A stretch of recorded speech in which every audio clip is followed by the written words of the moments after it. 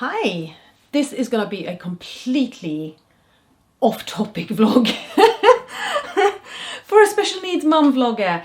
I'm going to do an absolute left turn and go off on a whole new tangent, which I have no idea whether it will interest you guys or not, and I'm actually doing it for purely personal and selfish reasons.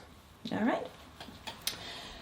But, okay, it's not completely off topic because obviously the vlog is all about what life as a special needs mum is like and the things that I do and that are happening in not just Elin's life but in my life as well. And as you do know, one of the things that is happening in my life is that I am perimenopausal. My estrogen levels are fluctuating wildly and this is affecting me in a variety of ways.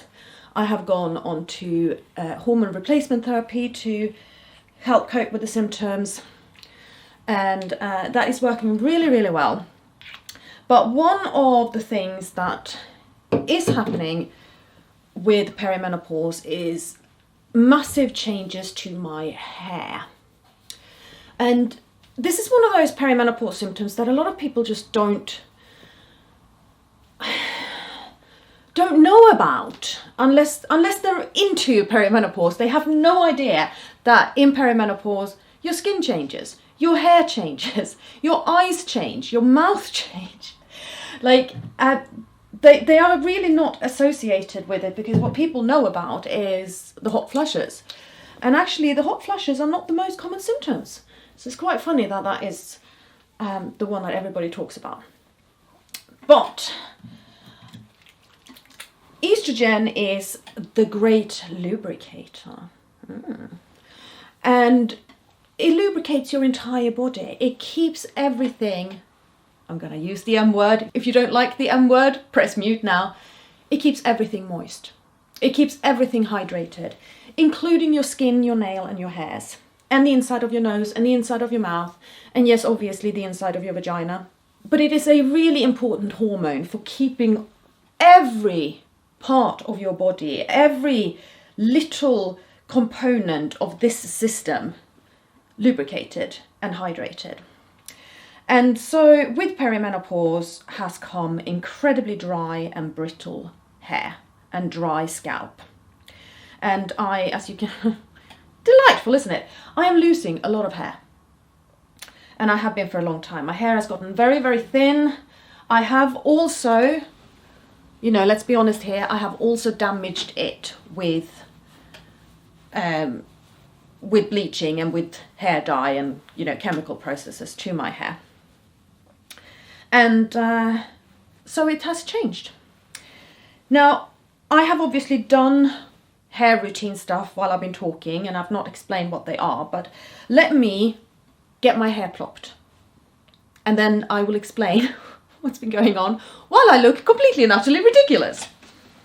Apart from dry and damaged hair that is falling out and getting a lot thinner and has needed to have a lot of it cut off, my hair has also gotten wavier. So my entire life I've always had what I call a slight kink to my hair, but it's never been properly wavy, and also I've never known how to treat it to make it properly wavy. But that kink has gotten significantly more pronounced as I'm aging, and I'm now learning to work with it. I think this whole thing that's come about in the last few years with the curly girl method and then expanding that to it's not just curly hair, it's wavy hair, and wavy hair you might need to treat slightly differently.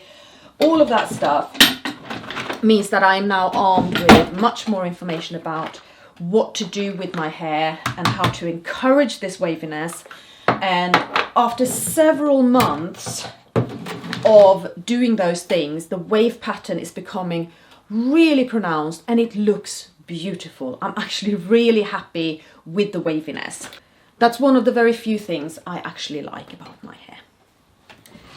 The other thing, because there are two things I like about my hair, the other thing I like about my hair is the grey that is growing out on my temples. It is a beautiful silver colour and I really love it.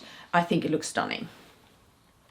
So I am trying to let my natural hair colour grow out, which is not easy, because obviously there's a line where the dyed hair is, and then there's the new hair coming through. And I think my biggest disappointment with letting my natural hair colour grow out is how little of it is actually grey. I really wish more of it was grey, because I don't like my natural hair colour.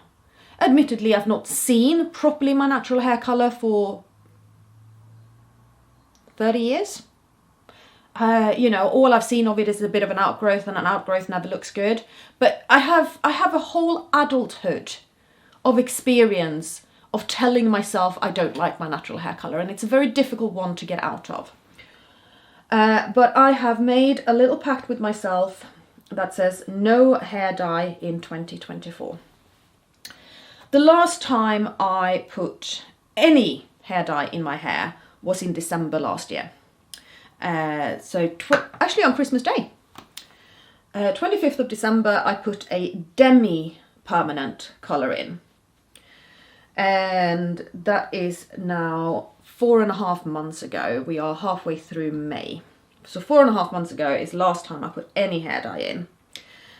The last time I put any permanent hair colour in is 8.5 months ago. So a bit earlier than that.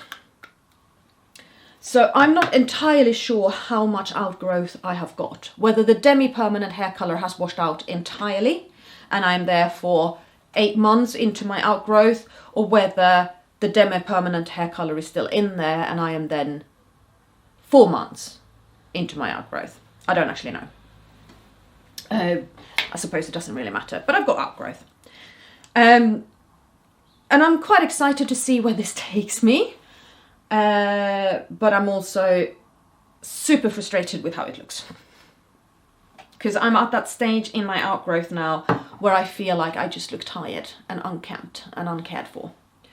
And this is the furthest point I've ever reached in growing out hair, is around this sort of 5-month mark. And then I've always gone for the dye. Always.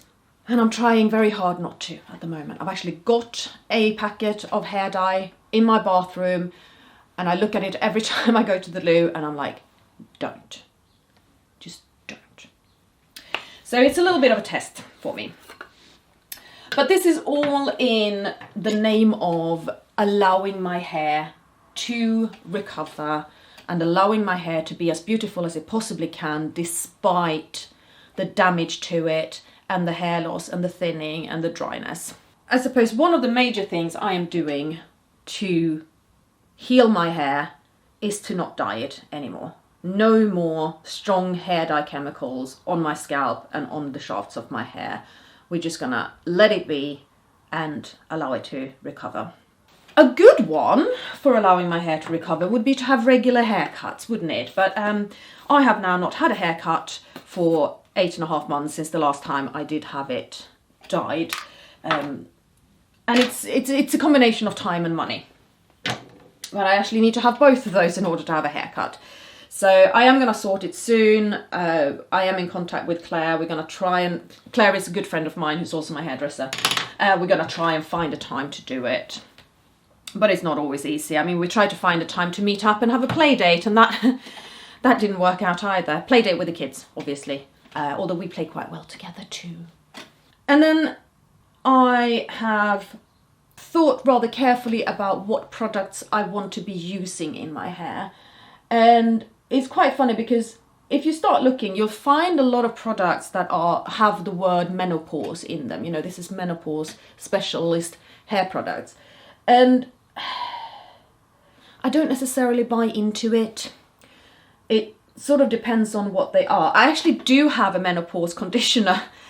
And I didn't even realise it said menopause. I picked it up because, well, A, it was cheap, and B, I liked the smell, and C, it had hydrating ingredients in it, and that was what I went for at that point. But I really feel that my hair and my scalp are extremely damaged. I have sections here where my hair is extremely thin, and so I'm just really trying to let my hair recover. So what I've gone for, and this is just, you know, you have different options. If you start researching it, what do you need if you have dry, thin, damaged hair? And some sites will say you need protein, and some sites will say you need hydrating acids, and some sites will say that you need natural oils, and it's like, just don't know. But I did decide to go for protein. And so I've gone with the Charles Worthington stuff. I also have this shampoo. And this particular one is a scalp serum. So for about 6 months now, I've been using, or scalp tonic. I've been using the scalp tonic. So I put it in my scalp, rub it in, and sort of hoping that that's going to encourage new and healthy hair growth. It's way too early to say whether my hair is thicker thanks to it, but my scalp feels better. My scalp is less itchy, and I feel like there's a little bit more bounce to the hair that's growing out. It's not quite so flat. And it could be down to this. I'm not saying that it 100% is, but it could be. This is a leave-in treatment and a heat protector, so when I do heat style my hair, I use this one. Otherwise, I use this, which is a curling cream. And it doesn't have to be this one. It doesn't have to be curling cream. I was using a curling mousse before I ran out of it. I still haven't found a favourite product. This is what they had at TK Maxx. And again, I don't think that you need to necessarily be all that specific in exactly which product it is, or maybe you do and I just haven't found the right one. But this is what they had at TK Maxx. So this is a curling cream.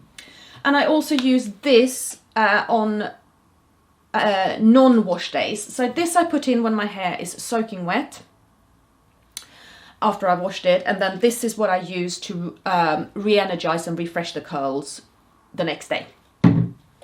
And again, this one was also from TK Maxx, so it's not like I've gone into, you know, specifically knowing exactly which curling products are the best and what they will do. It's still, I've been doing it for about half a year, trying to encourage this waviness. I'm still very much in a trial and error period, and I'm working things out.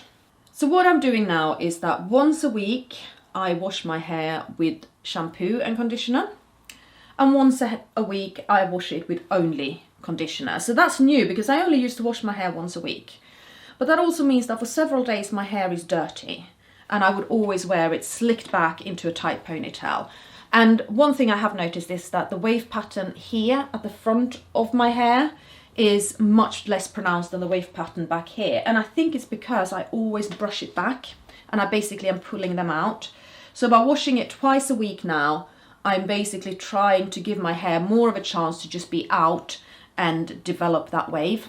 I don't want to wash it with shampoo every time, which is why I wash it with conditioner only for one wash, and then with shampoo for one wash. And I'm not ready to give up the shampoo either. I mean, I know a lot of people who swear by co-washing, so using conditioner only for every wash, and who swear by going completely SLS and paraben free. And I'm not doing that. I'm using so many other hair products that have got all that stuff in it. I feel it's a little hypocritical to go, oh, well, I can't possibly. And I find that this works for me. And also, occasionally, I do a wash with a blue shampoo just to try and counteract some of the brassiness and the blorange outgrowth that I've got going on, and I really don't like. Yes, after I washed my hair, while it is still soaking wet, I put in the scalp tonic, wherever I put that. It's here somewhere. It's vanished in the ether. Anyway, that scalp tonic I showed you, I put that on my scalp, and then I put the curling cream in, and then I plop my hair. So I've not brushed it now. I combed it in the shower with conditioner in, and then I've not brushed it, and I'm not going to. So now it's just plopping. It's called when you have this tied around your head and all the hair is sort of gathered up here and it's got a little bit of space to just sit. And I'm going to let that be for probably an hour or maybe a little bit more. I'm gonna do my makeup, I'm gonna sort and put away some laundry, I should probably eat something. And then I'm going to take this off and I'm gonna let it air dry naturally. Because that is the easiest way to just let my hair do its thing. I might put a few sprays of this in when I take the plopping towel off, just put a few sprays and scrunch it, just to, again, really encourage that wave pattern. And it's getting super wavy, like so much more than I ever expected. That method is my favorite. Just plop and let it air dry and do as little with it as possible. I do occasionally blow dry it, and when I do blow dry it, I use a diffuser, but it's a time commitment to sit here and diffuse the hair. It takes a long time to do, and whilst it's a much milder heat, it's still heat. And also I have, where is it? It's here. A third option is I have this waving iron. And I do occasionally use this when I want the wave to be really even and look superb. I use that. Because the waviness in my hair, it's very different depending on where in my hair you are. As I say, at the front of my hair, it's much straighter and much frizzier. Then sort of the top sections have a wave to it, and then the bottom sections at my neck, I actually get corkscrews. So if I really want a nice even wave with only one kind of wave pattern in it, I would use that waving iron. But regardless, I'm not going to sit here and waffle on for an hour whilst my hair is plopping. So let's turn that off now. I'm going to finish putting my makeup on. I'm going to get dressed. I'm going to sort some stuff out, and I will come back to you and show you what it looks like when I take the plopping towel off, and then what it looks like when it's completely dry. Okay, it's been about an hour and a half. I'm going to take this off, and then I need to rush out because I kind of have to get to Aldi before I go and pick up the girls, because I left some shopping there yesterday. So I need to go and pick that up, and very soon I need to leave and go and pick the girls up. Oh, no rest for the wicked. All right, so it has been plopping for a bit. I'm just going to spray some of this in. I'm going to scrunch it up. And that's it. I'm ready to go. This will now dry. It will hopefully dry in a nice wave pattern. And, well, I mean, this is what I'm doing with my hair today, so this is what I'm going to have to look like. But I will show you later, once it's dry, how it actually dries with this way of doing my hair. So, this was a very short little segment, but I need to run and I'm coming back. See you soon. And to finish this vlog up, this is the hair air dried and many hours, and lots of Elin snuggles and some Alice snuggles and minor breakdowns later. Yeah, I went to pick the girls up and I was planning on heading to a playground or doing something, but Alice was already playing with her neighbours. We sat there for a few hours while they kept playing before they had to leave. And then we went home, and then Elin had a major sense of humour failure. So I've actually been lying in Elin's bed and I've been holding her and I've been rolling around. So I don't know how amazing it looks anymore, but it doesn't look bad. But you can see here, this section, not quite as wavy as the rest. And none of the neck hair has turned into corkscrews this time, but back here it is much wavier.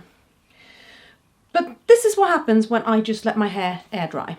So come tomorrow morning, I'm gonna brush it in the morning, gonna spritz it with water, I'm gonna spritz it with the curl reactivator, scrunch it up, and it will look like this again. And it's honestly, since I embraced the waviness of my hair has been so easy to style. It's the easiest I've ever done, actually. I don't like faffing a lot with my hair and doing a lot of things. Well, obviously I love braiding it and I love doing hairdos and things like that, but I don't like standing, sitting there blow drying and straightening, and like, that's not me. I wash and go kind of girl without using wash and go. However, I'm going to stop the vlog here because I've got both girls downstairs and dinner's nearly ready, and Elin is still not a very happy bunny, but I just wanted to finish this before I forgot it. So if you stuck with me for this one, I really appreciate it. And we're going to have lots more on how growing out my natural hair colour is going.